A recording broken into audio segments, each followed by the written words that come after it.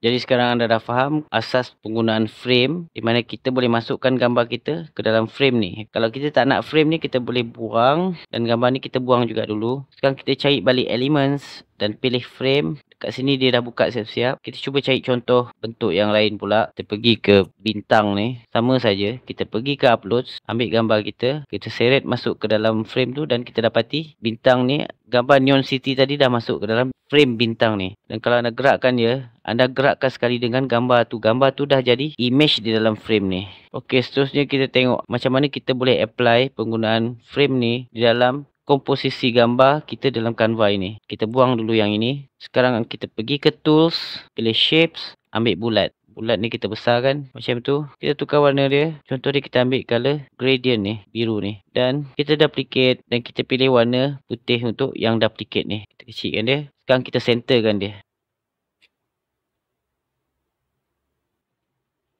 Jadi kita nak letak frame bulat tu di dalam ni. Jadi pergi ke elements, tekan frame bulat dan masukkan dia ke dalam bulatan ni. Nak pergi ke position dan centerkan dia. Sekarang kita groupkan dia dan kecilkan sikit. Kita letak di sini satu, kita duplicate, kita letak di sini satu, kita duplicate, kita letak di sini satu. Jadi kita ada 3 frame dalam bulatan ni. Sekarang anda pergi ke uploads, pilih gambar Neon City, letak di frame pertama. Sampai anda nampak dia dah masuk dalam frame tu, anda release. Kita ambil gambar kereta, kita masuk ke frame kedua. Dan kita ambil satu lagi gambar kereta, masukkan di frame ketiga. Anda dapati anda ada banyak frame. Dan frame ni anda boleh kecil dan besarkan dia. Dan susun. Anda boleh duplicate.